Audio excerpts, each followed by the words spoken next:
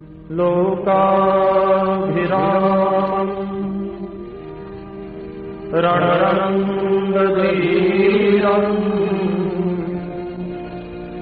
राजीवनेत्रम् रघुवंशनाथम् कारुण्यरूपम् करुणाकरन्तम्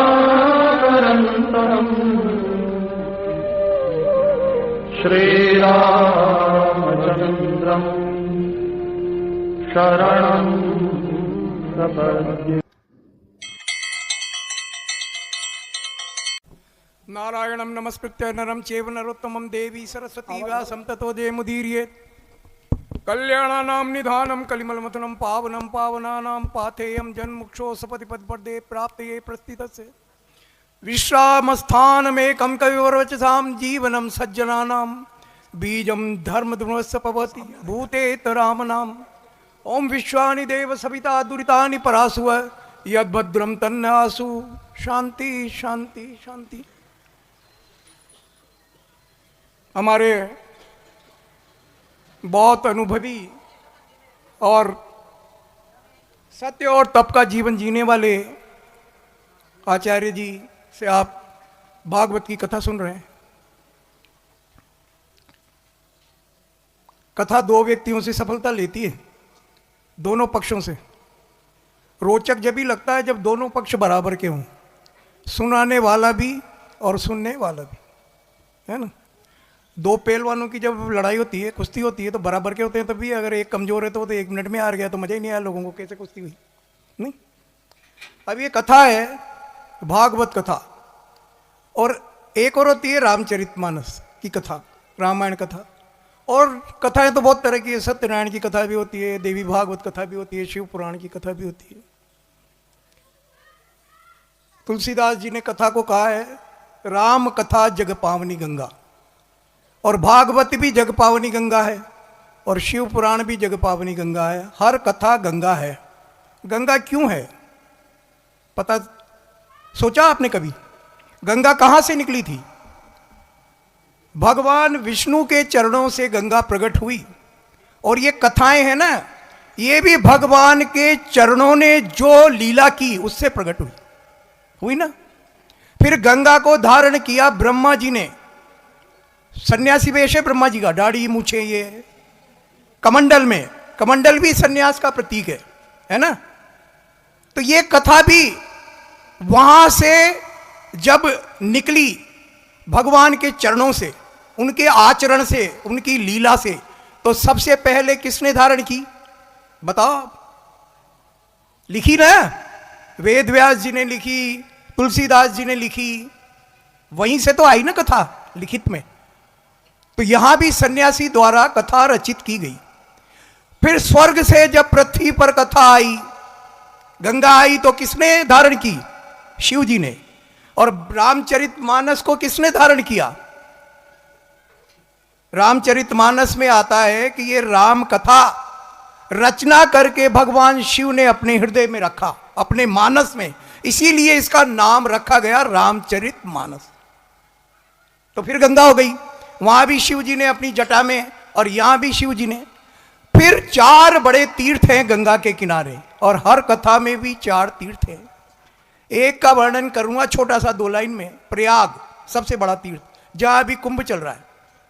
3 नदियां वहां मिलती है। वट वृक्ष वहां है, अचल वट वृक्ष, और बेणी माधव का मंदिर है, इन्हीं का महत्व है। मकर माघ गत रवि जब होई, तीरथ पति आव सब कोई। जब भी माघ मास, अब तो खत्म हो गया, माघ मास और मकर का सूर्य दोनों जब मिलते हैं तो तीरथ पति पे सब लोग आते हैं। अचल जो वट है उसका स्पर्श करते हैं और बेणी माधव की पूजा दर्शन करते हैं। वट को तुलसीदास जी ने वटु लिखा। वटु इसलिए लिखा कि वटु का मतलब होता है ब्रह्मचारी। तो सबसे बड़ा जो व्रत है, अचल व्रत है, वो ब्रह्मचर्य का व्रत है। और जिनने भी ब्रह्मचर्य का पालन किया उनका इस संसार में बहुत नाम हुआ। जैसे भीष्म पितामह, हनुमान जी। तो ये भी गंगा है और वो भी गंगा है। इसमें भी त्रिवेणी संगम है। कैसे है? भागवत की रचना वेद व्यास जी ने कहां की? सरस्वती नदी के किनारे। क्यों साहब? सरस्वती नदी के किनारे इसकी रचना हुई। शुकदेव जी ने गंगा नदी के किनारे परीक्षित को सुनाई, और यमुना नदी के किनारे भगवान कृष्ण ने जो लीला की उसका वर्णन किया। तो यहां भी 3 नदियों का संगम है, सरस्वती, गंगा और यमुना। रामायण में भी है। रामायण में भी क्या है, शुरू में जब कथा चली तो 3 कथाएं चली एक साथ, 3 नदियों की तरह। एक कथा अगस्त ऋषि ने शिव जी को सुनाई, शिव जी भी सुनने गए, अगस्त ने सुनाई। एक कथा याज्ञवल्क ने भरद्वाज को सुनाई, और एक कथा किसने सुनाई बताओ? शिव जी ने पार्वती को सुनाई। 3 कथाएं एक साथ चली, और उत्तरकांड में जाकर गंगा सागर बन गया। वहां कागभूषुंड जी ने भगवान विष्णु के वाहन गरुड़ को सुनाई। तो ये भी गंगा है, भागवत भी गंगा है। अब जैसे गंगा मैली हो गई है ना, ऐसे इस कथा में भी दोष आ गए। मैं जो भी बात कह रहा हूं ना, अपनी तरफ से नहीं कह रहा हूं, ये भागवत में लिखा हुआ है। दोष कैसे आ गए? दोष हमने पैदा किए, बड़े बड़े कथाकारों ने पैदा किए, सुनने वालों ने पैदा किए। आपने सुना ना, जब सुखदेव जी कथा करने बैठे तो देवता वहां अमृत का कलश लेकर आए कि ये अमृत का कलश आप ले लो और ये कथा हमें दे दो। तो सुखदेव जी ने कहा कथा में सौदेबाजी नहीं, और मैं ये मणि, ये हीरा आपको इस कांच के घड़े में या कांच के टुकड़े में कैसे दे दूं? ये अमृत तो कांच का टुकड़ा है, ये तो केवल अमर करता है। अमर करने से क्या है? अमर तो राहु भी हो गया, राहु का गर्दन काट दिया, अमृत पी गया था, अमर हो गया, वो ग्रह बन गया। उससे कोई मतलब नहीं है अमर होने से। सुखदेव जी कहते हैं ये अमर होना ही सब कुछ नहीं है, भगवान के चरणों की प्राप्ति करना सब कुछ है। लेकिन आज जो कथाएं हैं वो सौदेबाजी में हो जाती है, बहुत बड़ी रकम लेकर, फिर वहां बड़े बड़े राजनेताओं का सम्मान हो जाता है। अगर आ जाए तो कथा बीच में रोक दो, नेताजी को माला पहना दो, तो कथा की मर्यादा कहां रही? कथा की मर्यादा आप बालकांड में, रामचरितमानस में देखो, भागवत में भी शुरू में सारी बात कही गई है, जो अभी हमारे आचार्य जी ने, हमारे भागवताचार्य जी ने कहा बहुत संक्षेप में कि मुहूर्त निकालो, फिर उसको किस तरह सुनो, किस तरह कथा करे, कौन व्यक्ति कथा करने का अधिकारी है और कौन सुनने का अधिकारी है। और सुनने का अधिकारी बनने के लिए और नहीं तो कम से कम 7 दिन तो उसको भगवत परायण रहना ही चाहिए। जैसे सुखदेव जी ने जब कथा की तो परीक्षित बिल्कुल निराहार रहे, सात्विकता से रहे, भगवान में ही मन लगाकर गंगा नदी के किनारे रहे। तब उनका देखो 7 दिन बाद 8वें दिन उनको मरना था, कह दिया ना तक्षत नाग 8वें दिन डस लेगा। अब आदमी होता तो डर जाता, लेकिन परीक्षित ने कहा इसका मतलब मैं 7 दिन तो जीवित रहूंगा, पॉजिटिव सोच, और 7 दिन में तो मैं बहुत कुछ कर सकता हूं। गंगा नदी के किनारे चले गए, भगवान की स्तुति की और सुखदेव जी आ गए। यह है 7 दिन अगर उपयोग करो तो जीवन के। और कंस को शाप लगा 8वां गर्भ तुम्हें मारेगा, वही 8, वहां भी 8 नंबर है, यहां दिन है, वहां महीने, साल हो गए। एक गर्भ कम से कम 1 साल तो रहता ही है ना भाई, पैदा होगा गर्भ, 9 महीने गर्भ में रहेगा, फिर पैदा होगा, फिर दूसरा बच्चा गर्भ में आएगा, तो 7 साल तो कम से कम मान ही लो, 8 साल। तो यहां 8 दिन है, वहां 8 साल हैं, लेकिन ये 7 दिन का उपयोग कर रहे हैं, और वो 8 साल तक अत्याचार और हत्याएं करता रहा। इसको कहते हैं दुर्बुद्धि और सुबुद्धि। वो चाहता तो 8 साल में क्या नहीं कर देता। अगर वो 8 साल भगवान की कथा करा देता तो भगवान कृष्ण ही आके उसको अजर अमर कर देते। तो आकाशवाणी क्या है, आकाशवाणी के तो शब्द में बदल दूंगा, भगवान तो सब बदलते हैं। भावी मेट सकई त्रिपुरारी, शिव जी बदल सकते हैं भावी को, तो भगवान तो फिर शिव जी के भी आराध्य है ना, नहीं है, पता है ना आपको। अब अपन आते हैं मनु पे, जो अपनी कथा है। ये तो मैंने इसलिए सुनाया कि ये गंगा है, और जिस भाव से आप गंगा के स्नान करने जाते हो, हरिद्वार में जाते हो, प्रयागराज में जाते हो, गंगा सागर जाते हो, गंगोत्री जाते हो, उसी भाव से यदि आप कथा सुनोगे तो वहां बिना भीड़ के ही यहां आपको कुंभ का फल मिलेगा 7 दिन में, बिना भीड़ के। और ऐसा मिला है, सुखदेव जी को मिला, कुंभ में थोड़ी गए थे वो, उन्होंने तो गंगा नदी के किनारे बैठ गए और कथा गंगा के रूप में कथा आ गई, हुआ नहीं है। और ऐसे बहुत सारे उदाहरण हैं, उन पे नहीं जाएंगे, यदि उनकी बात करने लगे तो फिर तो रात हो जाएगी। मनु भगवान जो हैं, तिनते भई नर सृष्टि अनुपा। मनु भगवान कौन है? मनु कौन है? उनसे सृष्टि नहीं चली। कई लोग इसका अर्थ ये करते हैं कि मनुष्य हम इसलिए हैं कि मनु ने सृष्टि चलाई, ऐसा नहीं है। मनु जब पैदा हुए थे तो और भी मानस पुत्र थे, नारद भी थे, कर्दम भी थे, सृष्टि नहीं चलाई। लेकिन जो मनुष्य के जो आचरण है, जो धर्म वो है, तो धर्म का जो धर्म शास्त्र लिखा, जो स्मृति लिखकर मनुष्य के कर्तव्य लिखे, जो वर्ण व्यवस्थाएं दी, वो मनु ने दी। इसलिए लिखा गया तिनते भई नर सृष्टि अनुपा।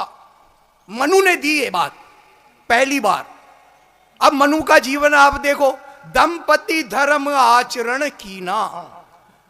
भगवान क्यों प्रसन्न हुए मनु से? क्योंकि दंपति ने जीवन भर धर्म का आचरण किया।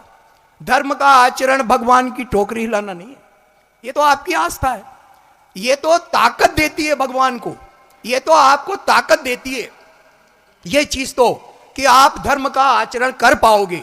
लेकिन धर्म क्या है? सत्य, अहिंसा, ब्रह्मचर्य, अस्त्रेय, अपरिग्रह, शौच, निग्रह, ये धर्म के अंग हैं। उस धर्म का आचरण किया। किन्होंने किया? बोलो भाई बोलो, इधर ध्यान दो। मनु ने। महाराज मनु और उनकी पत्नी, दंपति, दंपति का मतलब महाराज मनु और उनकी पत्नी ने आचरण किया। 3 पुत्रियां उनकी हुई, तीनों पुत्रियां भी धर्म में श्रेष्ठ हुई। बच्चा क्या है? जो घर में देखता है ना वो सीखता है। अगर पापा जी दिन भर मोबाइल चलाते हैं तो बेटा 2 साल की उम्र से ही मोबाइल के लिए लड़ने लग जाएगा घर में, ये पक्की बात है। और पिताजी अगर झूठ बोलते हैं तो बच्चा भी सीख जाएगा। कभी भी कोई आए ना तो बच्चे को ये मत सिखाओ कि कहते पापा जी नहीं है, क्योंकि वो झूठ बोलना सीख जाएगा। आप सिखा रहे हो उसको झूठ बोलना। आप कह रहे हो बच्चे से कि बाहर कहते कि पापा जी नहीं है यहाँ, जबकि पापा जी तो यही है, तो बच्चा समझ जाता है कि ये झूठ ही सब कुछ है दुनिया में, होता है ना। तो धर्म का आचरण किया। तो उनके पुत्र थे उत्तानपाद, है ना, एक तो उत्तानपाद, दूसरे कौन थे बताओ नाम? ये आपको तो बहुत याद है। और उनकी 3 पुत्रियां थी, उसमें एक पुत्री थी देवहूति, और देवहूति के गर्भ से भगवान कपिल ने अवतार लिया। भगवान का एक अवतार है कुछ कलाओं का, कपिल, जिन्होंने सांख्य शास्त्र बखाना और मां को सन्यास में जाने के पहले आत्मज्ञान का उपदेश दिया अपनी मां को, कपिल ने। तो कपिल क्यों पैदा हुए उनके यहां बताओ? इसलिए पैदा हुए कि जो पुत्री थी देवहूति वो भी बहुत धार्मिक थी, धर्म आचरण करती थी। मैं आपको बताता हूं, जब ब्रह्मा जी ने मनु जी को यह बात कही कि आपकी पुत्री के लिए सुयोग्य वर ढूंढो, और जब उन्होंने पुत्री से पूछा तो पुत्री ने कहा मैं कर्दम ऋषि से विवाह करना चाहती हूं, कर्दम ऋषि से। अब कर्दम ऋषि तो इतने तपस्वी, इतने महान, लेकिन भगवान की इच्छा हुई। भगवान ने कर्दम ऋषि को कहा कि यद्यपि आपने सन्यास और ब्रह्मचर्य के बारे में सोचा है, लेकिन यदि आप देवहूति से विवाह करेंगे तो मैं आपके यहां पुत्र बनकर आऊंगा। तो उन्होंने विचार बदल लिया। भगवान के लिए तो सब बदलना पड़ता है, नहीं बदलते क्या? भगवान के लिए सब बदलना पड़ता है। अगर आप भगवान की पूजा में बैठे हो और कलेक्टर साहब का भी फोन आ जाए तो जब तक पूजा नहीं उठाना चाहिए। बाद में कह दो कि भाई मैं पूजा में था साहब, सुना नहीं मैंने। उनको क्या पता कि फोन आपके पास रखा है या कहां रखा है, उनको थोड़ी पता है। दूर रखा होगा तो कैसे सुनोगे? पर आदमी भगवान को बोल के यस सर, यस सर, तो भगवान समझ जाता है सर तो वही है, मैं तो कुछ हुई नहीं। होता है ना। तो अब देवहूति का चरित्र बताता हूं आपको, उसने पिता से क्या सीखा।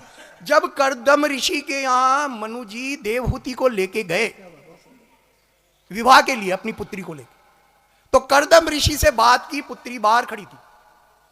तो उन्होंने कहा कि मुझे तो भगवान ने बताया है कि आपकी पुत्री जब बड़ी हुई तो उनको देखकर देवता और यक्ष गंधर्व भी मूर्छित हो गए थे उसकी सुंदरता देखकर, इतनी सुंदर थी देवहूति।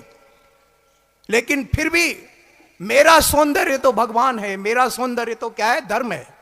तो देवहूति को अंदर बुलाया। तो कर्दम ऋषि ने परीक्षा ली देवहूति की कि ये मेरी पत्नी बन भी सकती है कि नहीं बन सकती। सुंदरता देख के नहीं की, आज की तरह के सुंदर देखते ही कहते मम्मी आटी है, बस भले खाए भी हो पे। तो उन्होंने 3 आसन वहां लगा दिए। कितने? एक पर मनु बैठे, एक पर शतरूपा बैठी। अब देवहूति ने सोचा कि मैंने इनको पति मान लिया है, अगर मैं आसन पे बैठूंगी तो भी धर्म के विपरीत है, क्योंकि पति के बिछाए हुए आसन पे पत्नी कैसे बैठेगी? अगर नहीं बैठूंगी तो भी पति की अवज्ञा है, पति मान चुकी हूं मन में कि पति ने आसन की कहा और नहीं बैठी। तो उसने उस आसन पे अपना दायां हाथ रख दिया, दायां घुटना रख दिया और नीचे बैठ गई। तो समझ गए कर्दम ऋषि कि ये ही मेरी पत्नी बनने योग्य है, ये धर्म का आचरण जानती है कि पति की अवज्ञा भी नहीं हुई। हाथ रख दिया ना भाई, स्वीकार कर लिया, चरण भी रख दिया, स्वीकार कर लिया, लेकिन बैठी भी नहीं, क्योंकि पति के बिछाए आसन पे पत्नी कैसे बैठेगी? आगे तो पति बनने वाले हैं और मन में तो पति मान चुकी है। ऐसे थे कर्दम ऋषि, जिनके यहां इसलिए आए भगवान। अब मनु की बात, मनु के यहां भी भगवान आए थे। देखो मनु ने क्या करा, बरबस राज सुतई नृपदीना। आज के जमाने में व्यक्ति आखिरी तक अपने बेटे बेटियों को ये नहीं बताता कितना माल है, बताएगा? नहीं बताया, लास्ट तक पैसे ही गिनता रहे आदमी। जो नहीं गिनते वो बहुत बढ़िया आदमी है, वो पालन। लेकिन मनु जी ने बरबस जबरदस्ती अपने पुत्र को राज्य दे दिया और उन्होंने कहा कि ये जो विषय विराग मिटहि न विषय विराग भवन बसत बा चौथ पर, ये जो मोह माया है, राज्य है, ये जो मकुट है, ये स्वागत है, ये सत्कार है, ये तो कभी पूरे होते नहीं है। और अब तो चौथापन आ गया, इसलिए अब त्याग देना चाहिए। तो उनकी पत्नी ने कहा, शतरूपा ने, कि जब आप जा रहे हो तो मैं भी यहां क्या करूं? दोनों ने बरबस राज सुतई नृपदीना और पत्नी के साथ गमन वन कीना, पत्नी के साथ वन में चले गए। अब आप वन में बच जाओ, लेकिन चतुर्थावस्था में आप भगवान का आचरण करने लगो तो 5 चीजें जरूरी है जो मनु ने बताया। मनु के जीवन से आप सीखोगे क्या क्या करना चाहिए। एक तो ये धर्म में आचरण करो, दूसरा ये बुढ़ापा आ जाए तो पैसे में मोह छोड़ दो। छोड़ दिया ना उन्होंने, इतना बड़ा राज्य, पूरे पृथ्वी मंडल पे मनु का राज्य था। ऐसे छोटा मोटा नहीं था कि भाई भारत के राजा हूं या कोटा के राजा हूं या कोई एशिया महाद्वीप, पूरे भूमंडल पे मनु का राजा। एक आदमी फिर भी छोड़ दिया, एक मिनट में छोड़ दिया। पुत्र को कह दिया, नहीं नहीं तुम राजा बनो, अब हम तो जाएंगे। पुत्र ने कहा, अरे पिताजी नहीं नहीं नहीं जाएंगे, चले गए। अब जाने के बाद क्या हुआ देखो आप, ऐसा नहीं कि सीधा जाके मंत्र जपने लगे, आपकी बुद्धि शुद्ध होनी चाहिए। अभी आप गृहस्थ से आए हो, तब आप भगवान तक पहुंचोगे तो कितनी सीढ़ियां पार करनी चाहिए। तो सबसे पहले तो ऋषि मुनियों से मिले। तो आप भी जब चतुर्थावस्था आ जाए या भगवान का संकल्प लो तो ऋषि मुनियों का सत्संग करो, कथा भागवत करो। ऋषि मुनि नहीं मिले तो ये जो रामायण है, महाभारत है, ये शिव पुराण है, ये सब ऋषि मुनि है, क्योंकि इनमें ऋषि मुनियों की शब्द है, ऋषि मुनियों का ज्ञान है। तो इनको ही ऋषि मुनि मानकर रोज अध्ययन करो, भले ही 1 घंटा भी करो। अब जो व्यक्ति जिनके बेटे बहू शादियां होगी, बताओ हाथ ऊंचा करो, कितने लोग रोज रामायण पढ़ते हैं 1 घंटा? बताओ, 1 या 2 4 ही हाथ हुए। देखो आप, सबको पढ़ना चाहिए। मैं तो अभी इतनी उम्र का हो गया, लेकिन मैं तो लगभग 50 साल से पढ़ता हूं, यूं मान लो आप, 40-50 साल। 1976 से तो पढ़ता ही हूं। अब 1976 को कितने साल हो गए? 48 साल हो गए ना, लगभग 49 साल हो गए, है ना। तो रोज 1 घंटा 2 घंटा जितना टाइम मिले स्वाध्याय करो, ऋषि मुनियों से मिलो। पहला सूत्र है, तब आपके भगवान आपसे प्रसन्न होंगे। दूसरा सूत्र क्या दिया, आगे बढ़े तो उन्होंने तीर्थ यात्रा की, तीर्थ में। तो तीर्थ यात्रा यही है, तीर्थ नहीं जा सको तो रोज, और रोज नहीं तो 7 दिन में एक मंदिर के दर्शन करने जाओ और यथा योग्य वहां कुछ भेंट करो, यूं नहीं फोकट में चल के आगे। भगवान ये भी देखता है कि आपकी श्रद्धा क्या है। कम से कम माला लेके जाओ भगवान के यहाँ, इतना तो अपन समर्थ हैं। अब माला भी ले जाओ तो सुगंधिनी पुष्प माला, ऐसे नहीं कि कितने की माला दी कि भाई साहब 1000 को, तो 20 रुपया को, 5 रुपया को, कहियो 1000 का गुलाब का नहीं है, हाँ 5 रुपया। भगवान के क्या है, भगवान कौन से खाते हैं? अरे ऐसा नहीं है, भगवान सब देख रहे हैं। तू घर से चला जब से देख रहे हैं कि तू क्या सोच के आया है। तो सुगंधी माला लो, बढ़िया। आते वक्त वहां भी कुछ चढ़ाओ और आते वक्त नियम बांधो, कोई दीन दुखी विकलांग बूढ़ा बैठा हो तो उसको 10-5 रुपए दे के आओ, या भोजन की सामग्री ले जाओ घर से, भले ही कुछ नहीं तो 1 पराठा ही ले जाओ, ब्रेड का पैकेट ही ले जाओ, बिस्कुट का पैकेट ही ले जाओ, अन्नदान करके आओ। तब होगा आपका तीरथ पूरा। और तीरथ के बाद फिर उन्होंने मंत्र जाप करना चालू किया। मंत्र कौन सा जपा? द्वादश अक्षर मंत्रवर जपई सहित अनुराग, ओम नमो भगवते वासुदेवाय। इस मंत्र का जाप उन्होंने किया। क्या इच्छा थी उनकी? केवल एक ही इच्छा थी मनु की, कि मैं भगवान के दर्शन करूं और राम रूप में दर्शन करूं। ओम नमो भगवते वासुदेवाय, ओम नमो भगवते वासुदेवाय। और द्वादश अक्षर का ही एक मंत्र और है, श्री राम जय जय राम, श्री राम जय जय राम। एक ही बात है, लेकिन उन्होंने जपा ओम नमो भगवते वासुदेवाय, ओम नमो भागवत। तप करने करते करते अस्थि मात्र हो ही रहे शरीरा, हड्डियां हड्डियां रह गई मनु और शत्रुपा की। खाना पीना सब बंद, तप में लग गए। वर्णन आता है ब्रह्मा विष्णु महेश कई बार आए, वर मांगो वर मांगो। जब भी आप कोई लक्ष्य पे अडिगोगे ना, तो नीचे का आदमी आपको डिगाने की कोशिश करेगा और भगवान परीक्षा लेंगे। अगर चाहते तो सोच लेते ब्रह्मा जी आ गए, अब तो फटाफट आके खोल लो, अब तो विष्णु जी आ गए, फटाफट खोल लो। लेकिन उन्होंने नहीं, उनकी तो एक ही इच्छा थी कि मैं राम रूप में भगवान का दर्शन करूंगा। तो विरंची विष्णु और ब्रह्मा कई बार आए, कई बार। भगवान मनु तप में लगे रहे। उन्होंने कहा मर जाएंगे तो मर जाएंगे, अब करना भी क्या है, चतुर्थावस्था आ गई, इतने साल हो गए, आगे पीछे तो मरना ही है ना। पिज्जा खा खा के मरेंगे तो मरेंगे, और भगवान का नाम लेके मरेंगे तो मरेंगे। तो पिज्जा खा के क्यों मरो, भगवान का नाम लेके मरो। ओम नमो भगवताय वासुदेवाय जब के मरो। आकाशवाणी हुई जब भगवान ने देख लिया कि ये नहीं डिगेगा, ये तो मनु जी डिगेंगे नहीं, तो आकाशवाणी हुई। भगवान ने कहा मैं पूर्ण ब्रह्म साकेतवासी राम बोल रहा हूं, वर मांगो वर मांगो। तब वर मांगे। उन्होंने कहा हमें कोई इच्छा नहीं है, आपकी वाणी कानों में पड़ गई, सब इच्छाएं सब कामनाएं पूर्ण हो गई, एक ही इच्छा है कि आपके दर्शन करना चाहते। देखो अब यहां आप मंदिर जाओ तो क्या करो, यहां से चालू हो गया, आप मंदिर पहुंच गए, वो तो साक्षात मंदिर में पहुंचे, भगवान आएंगे। अब तो अपन तो मूर्ति के दर्शन कर रहे हैं, गणेश जी के दर्शन कर रहे हैं, ये जीवंत प्रतिमा है, ये कोई व्यक्ति बने जब बन गए, लेकिन यहां बिठा दिया तो ये जीवंत। हम रामलीला करते हैं राम रंगमंच पे, हमारा पुत्र बनता है राम, हमारा पौत्र है वो बनता है छोटा राम, तो मैं दोनों के पांव छूता हूं नीचे गिर गए, वो तो भगवान है। अपन ने उनको रूप दे दिया, मुकुट बांध दिया, फिर तो भगवान है ना, वो कहाँ रहे पुत्र।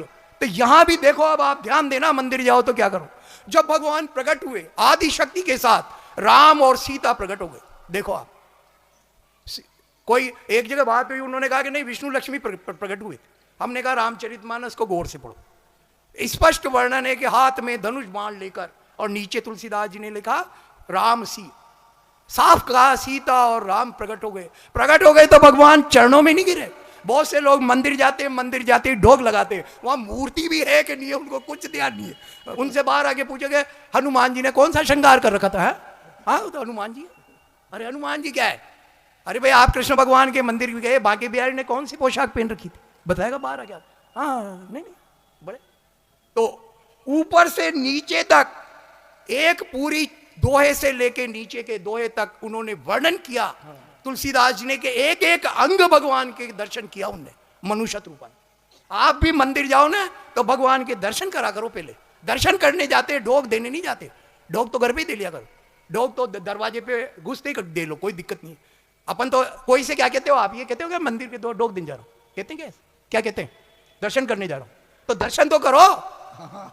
ये सूत्र देते हैं मनु के मंदिर जाओ तो पहले पूरी आंखें खोल के भगवान के दर्शन करो, ऊपर से नीचे तक भगवान की छवि को निहारो, तो भगवान की जो रेज है, जो किरणें हैं, वो सब आपके हृदय में समा जाएगी, आपकी बॉडी में आएगी। और आप पहले ही नीचे हो गए तो भगवान जानता है तो देखना ही नहीं चाहता मुझे, सोचेंगे ना। जब देखने गए, या तो फिर कोई भी पूछे तो ये कहोगे भाई डोक देने जा रहे, पर हम कहते दर्शन करने गए, मैं मंदिर के दर्शन कर दर्शन करके आ रहा हूं, तो दर्शन करो। दर्शन करने के बाद जैसे डंडा गिरता है ना, डंडे को ऐसे खड़ा छोड़ दो, एकदम गिरता है, ऐसे दोनों साष्टांग दंडवत किया भगवान राम का। पूरी छवि देखने के बाद राम सीता भी देख रहे हैं कि क्या देख रहे, मेरे कोई कमी तो नहीं रहेगी, क्या है ये, लेकिन वो समझ गए कि ये तो पूरा एक एक अंग देखेगा। और अंग किसका देखा जाता है, पूरा अंग, हर अंग बच्चे का या किसी भी पुरुष का किसने देखा है? मां ने, बचपन से बड़े तक। पिता ने देखा है कि बच्चा छोटा था जब नंगा कैसा रहता था, फिर कैसे बड़ा हुआ। संसार में माता पिता या दादा दादी जो भी करके, उनके अलावा कौन देखता है बच्चे को अंग अंग? लेकिन उनने भी अंग अंग देखे, भगवान के चरण देखे, भगवान की वस्त्र देखे, हाथ देखे, नयन देखे, कान देखे, कितने सुंदर होंगे भगवान उनने। और फिर चरणों में गिरे तो भगवान ने कहा कि अब वरदान मांग लो।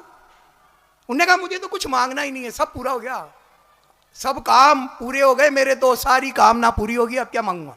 जब आपने ही दर्शन दे दिया, मेरी बात मान के आप आ गए, तो फिर भगवान ने उनसे कहा ये मन कामना रखो, ये मत रखो कि भगवान आते ही फिर ये कह दोगे मारता है भी सुदामा का बराबर धन दे दो, या मेरे बेटे को सरकारी नौकरी दे दो। अरे भगवान प्रसन्न हो गए तो बेटे को तो सरकारी नौकरी यूं ही मिल जाएगी, तुम्हें मांगने की जरूरत ही नहीं है, मांगो वो चीज जो मांगना है। तो भगवान ने उनसे कहा, रामचरितमानस में पढ़ना, मैं रामचरितमानस के आधार पे बता रहा हूं, इसको विस्तार करके आपको थोड़ा, तो ये आपको समझने की है। भगवान ने कहा कि वरदान मांग लो। उनने कहा मैं तो कोई इच्छा ही नहीं है। उनने कहा इस संसार में जो भी चीजें हैं दुर्लभ से दूर कुछ भी अदेय नहीं है। भगवान ने कहा जो तू मांगेगा वही दूंगा। उनने कहा अरे भगवान ने तो पूरी बैंकें खोल दी, कह रहे कोई भी अदेय नहीं है आज तेरे लिए, तू जो मांगेगा वही दूंगा। तो भगवान के अंग प्रत्यंग देखे थे, तो उनने कहा इनको अब मैं कैसे देखूंगा दोबारा? तो उन्होंने कहा कि अगर देना है तो वरदान तो मैं ऐसा मांग रहा हूं कि मुझे मांगना नहीं चाहिए, मैं तो ऐसा मांग रहा हूं जो मांगना नहीं चाहिए। पर अब आप तो संसार के स्वामी हो, सात धाम के स्वामी हो, तीनों लोकों के स्वामी हो, सारे सबके स्वामी हो, आपके लिए क्या है देना? तो भगवान ने कहा मैंने तो पहले कह दिया, तू तो ज्यादा बड़ी बात करो ही मत, मांगो, अदे हो तो भी मांगो, दे तो भी मांगो, बड़ा है तो भी मांगो, तू जो कहेगा वही होगा। तो उन्होंने कहा कि मैं तुम्हारे समान पुत्र चाहता हूं। अब ऐसे तो आप भगवान से कह नहीं सकते। प्रधानमंत्री से अपन ऐसे कह दें क्या कि तू हमारे घर आके झाड़ू लगा, या हमारा बच्चा बन, कहेंगे क्या? तो कितनी चतुरता से मांगा, तुम्हारे समान पुत्र, तुम्हें नहीं मांग रहा, तुम्हारे समान पुत्र होना चाहिए मेरे। अब भगवान ने कहा आप सरिस खो जो कह जाए, मेरे समान तो इस संसार में कोई है ही नहीं। तू तो बहुत तेज निकला भाई मनु, नभ तब तनय होब में आई। मेरे समान, अच्छा एक व्यक्ति के समान कोई दूसरा होता है क्या? अभी आपके समान कोई है क्या दूसरा? मेरे समान कोई दूसरा है क्या? डिटो एकदम आदतों में। उनने तो कहा समान, यूं थोड़ी कहा आपके समान सुंदर। सुंदर तो भगवान बना के भेज देते किसी को भी। तुम्हारे समान सब चीजें समान हो, रंग रूप गुण ताकत शक्ति कृपा दया।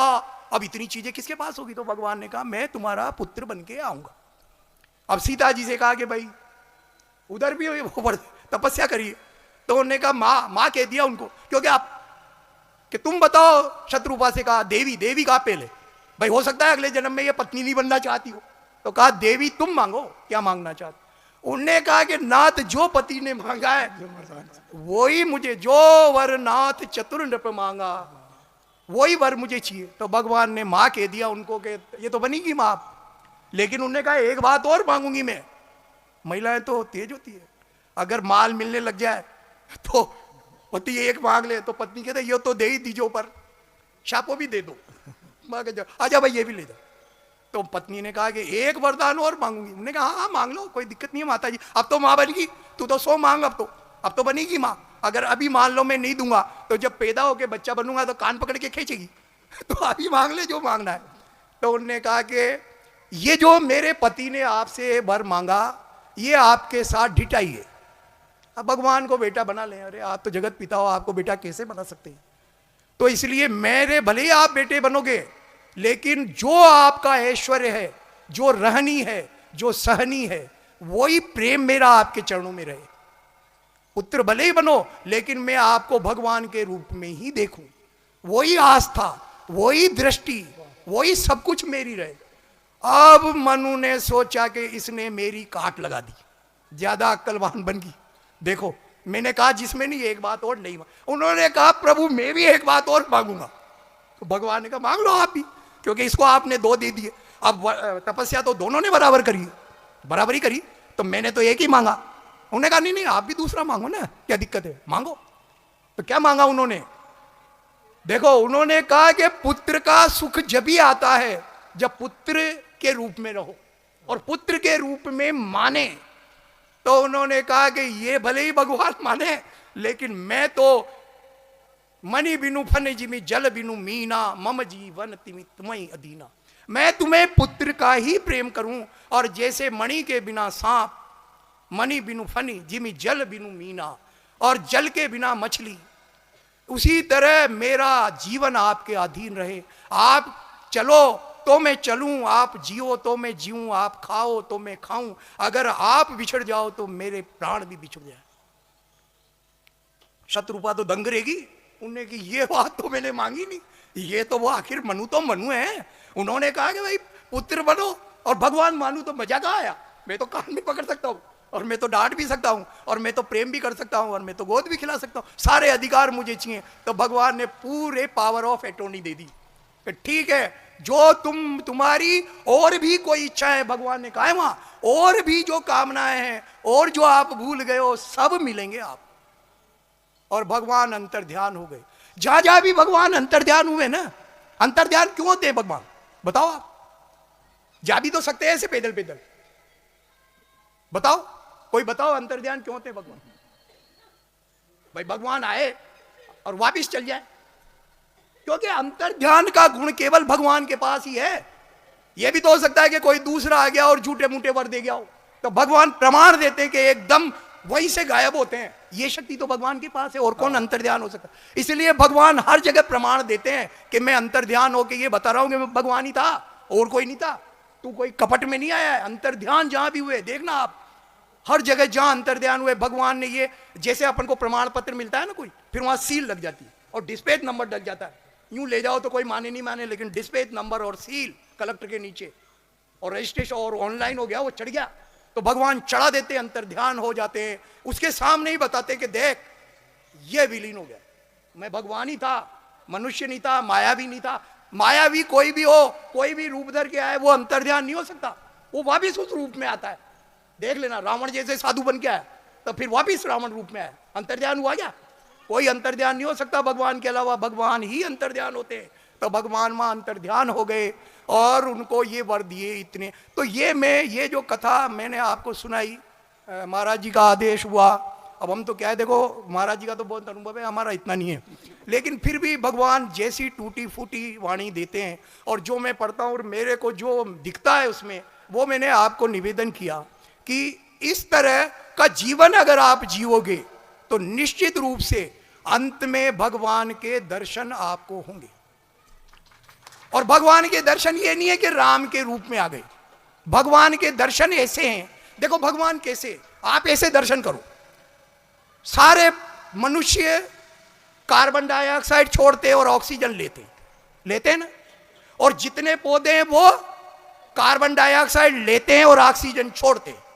क्योंकि अगर सब ऑक्सीजन लेते और कार्बन डाइऑक्साइड छोड़ते तो कार्बन डाइऑक्साइड तो बहुत हो जाती, ऑक्सीजन खत्म ही हो जाती, और मनुष्य कैसे जिंदा रहता बिना ऑक्सीजन के? तो ये बैलेंस किसने बनाया? यही भगवान है।